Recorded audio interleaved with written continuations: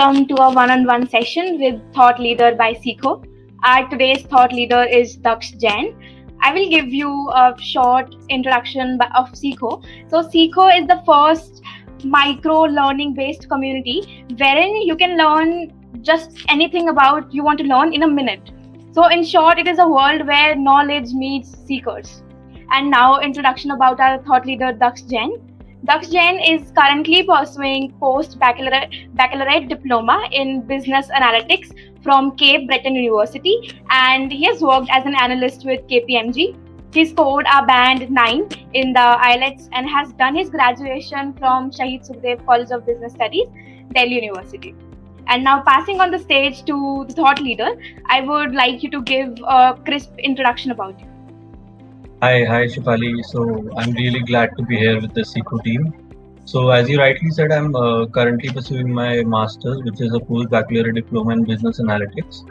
And prior to this, I have around close to 2 years of experience working with KPMG in the risk consulting department, where I was an analyst.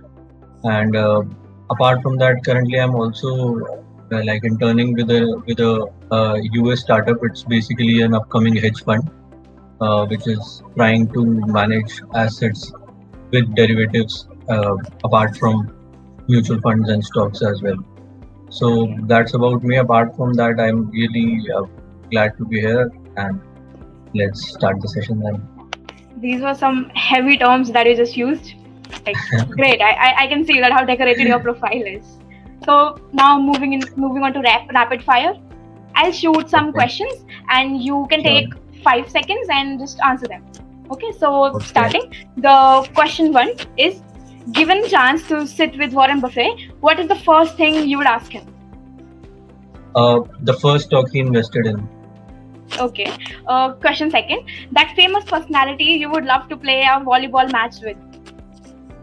Volleyball match with my dad. It was quick. Okay. Question 3, the movie that changed your life? The Big Short. Okay. Question 4, the one movie character you wish you could be? The one movie character that I wish I could be? Yeah. Again, Steve Carell from Big Short. Okay. I do not remember the character's name, but Steve Carell is the name of the actor. He played the character. So I would really like to be him. Yeah. So the question 5, last question. One lesson you learned from your life and tell every other person about? I think one lesson I learned from my life is dedication. Like I used to be, I really didn't used to be dedicated towards something I wanted to achieve. And after I became dedicated, it really helped me to achieve that particular, a dream or any particular task. Yeah. So you have done a great job answering these questions. And also the second question, when you answer your dad. That was fabulous. I didn't expect that. I expected a very famous volleyball playing personality. I don't really know names of volleyball players, but the volleyball which I play with my friends, my dad also plays with us. So that's why. Yeah, you certainly take after your parents. Yeah, that's great. Yeah. So let's dive deep into the Q&A round. And just to make it interesting, try and answer these questions in 60 to 90 seconds. Yeah? Sure. I'll definitely. So best of luck. Question 1, how should one prepare for the IELTS? So IELTS is basically an English exam which you have to give if you want to study in a foreign university. So it basically has 4 sections: reading, writing, speaking, and listening. So for listening, one should definitely listen to podcasts and movies without subtitles. I feel that really helps.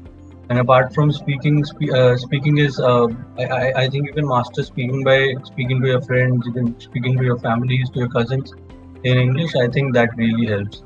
And then we come to the reading section. For reading section, I don't think there's much need to tell how you can prepare for that. You can do that by reading books, by novels, by reading newspapers, and good quality newspapers. That really helps. And the last part is writing. I think writing you can start writing articles and then check those articles through a plagiarism checker on internet. I used to do that. That really helped me. It also identifies what kind of grammatical errors you make, what kind of phrases you have repeated. So these are all points where the examiner usually cut marks in the IELTS exam. Okay, so I think our viewers will definitely benefit from these tips. And I would like to know, what is your favorite book? Like, what has been your favorite book? Because I myself am an avid reader. Yeah. I'm not into books, but I recently purchased a full set of Harry Potter series. I'm a Potterhead, so Yeah. there's a new edition, house edition for Harry Potter, which is out right now. The 7th part is still not out. I have the 6 parts. So yes, that I honestly have not read any other books apart from Harry Potter. So those are only the 6 books that I have read. Yeah. So I think you are quite late. You'll be reading Harry Potter now, right? Yeah. I'm very so late. You're quite late in that aspect. Yeah. Okay. Now, second question: key tips for others to crack the IELTS with the highest band possible. So I think that there are really the tips are different with each section. For listening, for listening, you can listen to podcasts. Like how podcasts help is podcasts are available in different accents, Australian accents, and English accents, and then American accents. And when you get the listening exam in the real IELTS exam, you never know that what kind of accent you are going to get. So I usually listen to podcasts with different accents, which like I never used to listen the complete series of podcasts of a particular person. Like I used to take up different podcasts every day, and then in speaking, you can also for speaking I used to record videos of myself speaking, answering sample questions of speaking section, and then I used to analyze those videos myself, how I can improve on my current performance. And then on reading for the exam, if you are reading, so in the exam you'll get a long passage, and for reading that long passage you really need to increase the speed of your reading. So as soon as you start reading more and more of stuff, more and more of newspapers, more and more of books, your reading speed increases gradually, and that will really help you. And then we come to the writing part. I think in writing part as well, if you continue to write on a paper, and then also on internet, there is a platform called Grammarly. So you can type all your answers and then paste it on Grammarly. You'll get to know what kind of grammatical errors, what kind of repetitions you are using, and I think that will really benefit. Yeah, those were some quick tips, but I would like to have a very long session about this, so I'll take this personally with you. Sure. Question 3. Few important skill any consultant should have who works for an IT client. So I think when you work for an IT client, you really need to have some of the tech skills, and I think the tech skills which are really helpful in today's world is first of them is MS Excel. Any kind of data you'll get is to be analyzed in MS Excel. If you really know Excel, the client would be very impressed. Like you'll be really able to provide him with results almost instantly.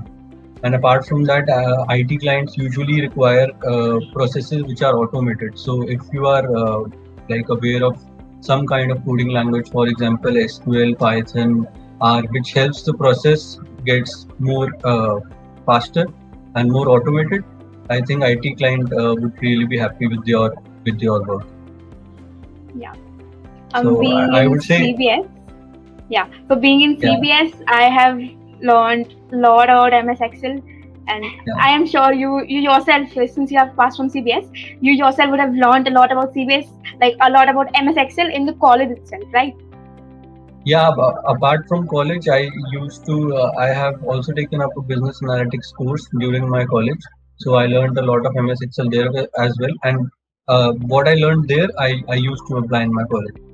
And apart from that, I also advise someone who is looking to work for an IT client to learn SQL. SQL is a coding language which works on any platform. SQL you can use on R, SQL you can use on Python, SQL you can use on Hadoop. Every platform supports SQL. So that really, like, reduces your manners that you used to work. Okay. I think I have one or two of those skills. If I wanted to go into an IT client, I become an IT consultant. Yeah. Moving on to question 4. What is the most time-taking part in consulting? Okay, so I think this question differs from different types of consulting. The consulting I was into is risk consulting. So the time taking part was getting the data from the client. The client usually does not send data on time, and usually it's the consultants who ask for data. It's not the client who will be sending you data directly. Constantly sending them emails, please share the data, please share the data, and like it's very challenging to take data from them. And apart from that, the data they share is not at all sanitized.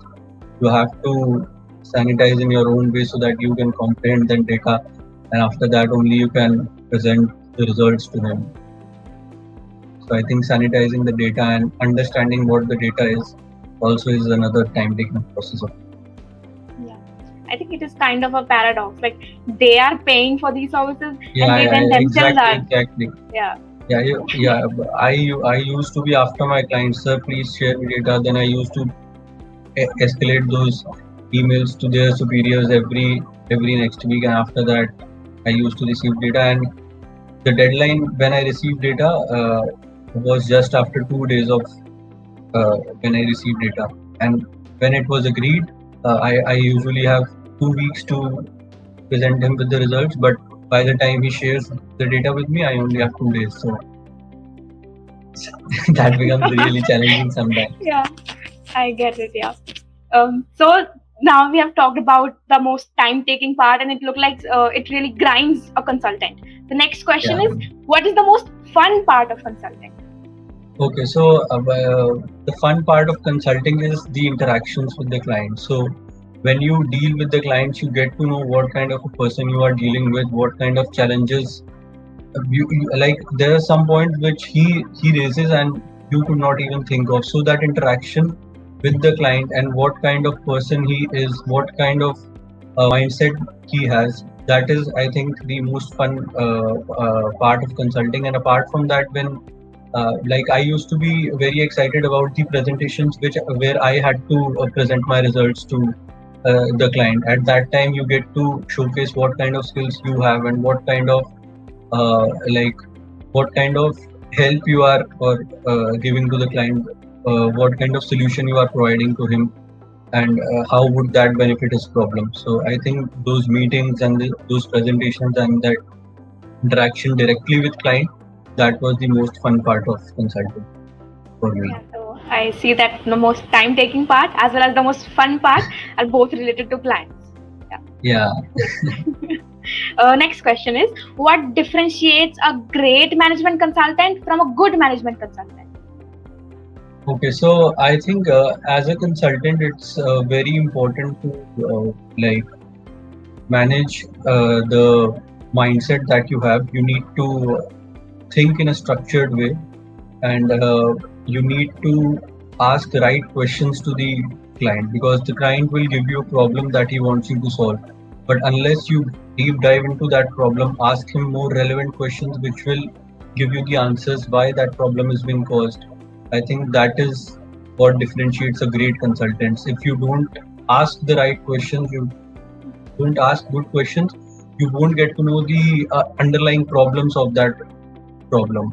So the client usually gives you a broader statement, and you need to deep dive to identify the underlying statements, underlying problems which are causing the bigger problem. So I really think asking great questions and thinking in a structured manner is definitely what differentiates a great consultant from a good consultant. Yeah, so consultant like needs to read between the lines. They have to have this Read skill. between the lines. Exactly. Next question. What to expect when working for governance, risk and compliance services as a consultant analyst or an analyst? Okay, so the governance, risk and compliance services, like if you say the area or the industry, it basically looks into uh, the risks of a particular process of your client. So the risk can be involved in any kind of process that that client has. For example, I mostly work for telecom clients, so we used to identify what kind of risks are associated with a particular process. Now the process also, there is not only one process which comes into effect in a telecom operation. There are multiple processes. So you need to identify what kind of risks are there with respect to that process, and after analyzing that risk, you also need to present what kind of control you need to do in order to mitigate that risk. So it's all about risk. What kind of what risk do you have in a particular process, and how can you mitigate that to solve the problem? Yeah. You answered this question wonderfully. Like answering it in 60, 90 seconds is great. Next question is, what are some challenges that one who works for governance, risk and compliance services faces? So I think the toughest challenges which I used to face while working for government risk and compliance services was again getting data from the client. Was what happens in risk consulting is you are identifying what kind of problems are there in their processes. So they usually hinder from sharing you the data because it will be they who will be exposed, and not us. We'll be exposing what kind of challenges they have with their processes, what they are not doing correctly, and so they usually tend to delay the process of sharing the data. And apart from that, when you identify a certain problems with their process, it's very difficult to make them understand why this is a problem and why they're not doing that process correctly. So I think that the toughest challenge, if I summarize, is to make your client understand where they go wrong. Okay, and what I understood from this is that clients do not want to disclose their personal information to Yes, consulting exactly. companies. Because the like if KPMG has a certain client, so the contract would be between KPMG and that entity. But when you are dealing as an employee of KPMG with an employee of your client. So that employee of the client is usually scared of going wrong because it will be the employee who will be at fault, and will be the organization who will be asking him questions why he is wrong at that part. Okay, although KPMC and the client is bound by some agreement like non-disclosure agreement or something like that. Yeah. I think every consulting firm is bound by a non-disclosure agreement. None of the employees can, for a consulting firm, can disclose which clients they have worked for, and what kind of work they used to do for that client. Like I think there's a difference between sharing and oversharing. So you can share, but oversharing is then comes under the non-disclosure. Okay, yeah. And also I've seen that you have done quite a few internships, and now also you are doing an internship. So I would like to Yeah. know what sort of internships should an aspiring consultant aim for? I think any kind of internship where you get to answer a problem is suitable for getting into consulting industry. Like for example, if you are doing any kind of research, there you face a problem. What kind of data we need to identify in order to satisfy the requirement of this research? And apart from that, how to analyze data. I think data is a very important part of consulting industry. So any internship lets you analyze data, what kind of decisions you can make based on that data. That kind of experience would really help you in the consulting industry. And the consultants, the organizations who are into consulting, they are usually looking for people who are able to uh, make decisions based on data and identify what does that data mean. Okay, so basically related to data, and Yeah, the one which has a problem, like where you need to solve a problem. So these are yeah, the where kind of you need to internships. solve, because consulting is basically your client will come here to consult about something, because he'll come to you for consulting because he has a problem in his organization. So when you know how to solve that problem and how you can approach to solve that problem, that will really help you. Okay, I'll try and aim for some internships of these sort. Next question is, what to expect when working for telecom sector as an analyst or consultant? So, telecom sector again, there's huge